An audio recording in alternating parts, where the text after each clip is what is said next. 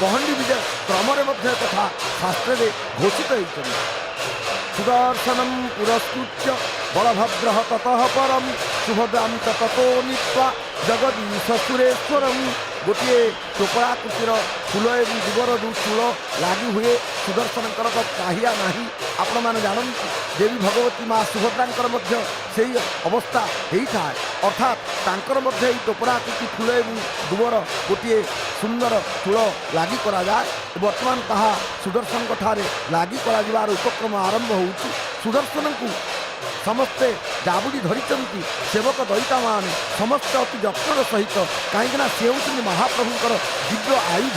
ଏବଂ ଏଇ ଯେଉଁ ଆୟୁଧ ଇଏ କିଛି ସାଧାରଣ କଥା ନୁହେଁ, କାହିଁକିନା ଆପଣମାନେ ଦେଖିଛନ୍ତି ଯେତେବେଳେ ନବକଳେବର ହେଲା, ଦେଖନ୍ତୁ ବର୍ତ୍ତମାନ ସେଇ ଯେଉଁ ଟୋପରାକୃତି ସେଇ ଯେଉଁ ଅପୂର୍ବ ଫୁଲ ଏବଂ ସୁନ୍ଦର ଦୁବର ଯେଉଁ ଅପୂର୍ବ ସ୍ତବକ ଲାଗି କରାଯାଉଛି, ଯେଉଁ ମାଳ ଲାଗି କରାଯାଉଛି, ଯେଉଁ ଚୂଳ ଲାଗି କରାଯାଉଛି, ଆପଣ ଦେଖନ୍ତୁ ଇଏ ହେଉଛି ତାଙ୍କର ସେଇ ଟାହିଆ ସଦୃଶ, କିନ୍ତୁ ଟାହିଆର ଭ୍ରମ ସୃଷ୍ଟି କରୁଥିଲେ ମଧ୍ୟ ଆକାରରେ ବହୁତ କ୍ଷୁଦ୍ର।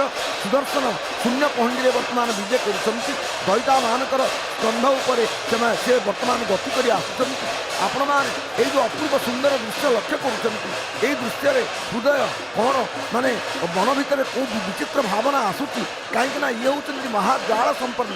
ସୁଦର୍ଶନ ମହାଜ୍ୱାଳ କୋଟି ସୂର୍ଯ୍ୟ ସମପ୍ରଭ ଅଜ୍ଞାନ ତିମିରାନ୍ଧସ୍ୟ ଜ୍ଞାନୀନାಂ ମୁଖ୍ୟଦାୟକ ଆଗଛନ୍ତୁ ମହାଚକ୍ର ଦିବ୍ୟ ଜ୍ୟୋତି ସ୍ୱରୂପିଣେ ଅନାହତ ପୁରଶ୍ରେଷ୍ଠେ ଦିଶନ୍ତୁ ଅସ୍ତ୍ରମୁତ୍ତମମ୍।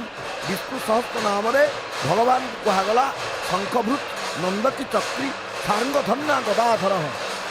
ସେ ହେଉଛନ୍ତି ଭଗବାନ ବିଷ୍ଣୁଙ୍କର ଚକ୍ର, ସେ ତେଜିୟାନ ସର୍ବଶକ୍ତିମାନ।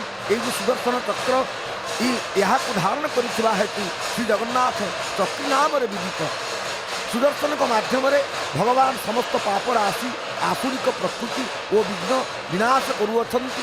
ଜଗତକୁ ଏହି ବାର୍ତ୍ତା ଦେଉଛନ୍ତି ଯେ ସୁଦର୍ଶନ ମୋର ସେବକ, ସର୍ବାଗ୍ରେ ମୁଁ ତାଙ୍କୁ ସ୍ଥାନ ଦେଇଛି। ଏବଂ ଯିଏ ସେବକ, ଯିଏ ପ୍ରକୃତରେ ବଡ଼ ପ୍ରଭୁ, ସେ ସେବକକୁ ଏମିତି ଉଚ୍ଚାସନ ପ୍ରଦାନ କରିଥାନ୍ତି। ଏହି ସୁଦର୍ଶନ ଯିଏ ବର୍ତ୍ତମାନ ଶୂନ୍ୟ ପହଣ୍ଡିରେ ଗତି କରୁଛନ୍ତି, ତାଙ୍କର ଉତ୍ପତ୍ତି ସମ୍ପର୍କରେ ମତ୍ସ୍ୟ ପୁରାଣ କହନ୍ତି ଯେ ସୂର୍ଯ୍ୟଙ୍କର ସହଧର୍ମିଣୀ ଯେଉଁ ପ୍ରଜ୍ଞା ସେ ପ୍ରାର୍ଥନା କଲେ ଯେ ମୁଁ ତୁମ ତେଜକୁ ସମ୍ଭାଳି ପାରୁନାହିଁ, ତୁମ ତେଜକୁ ପ୍ରଶମିତ କର। ତେଣୁ ତାଙ୍କର କିଛି ଅଂଶ ଯେଉଁ ପୃଥକ କରିଦେଲେ ସୂର୍ଯ୍ୟ ନାରାୟଣ, ସେହି ପୃଥକୀକୃତ ତେଜରୁ ତିନି ଭାଗ ହୋଇ ଆସିଲା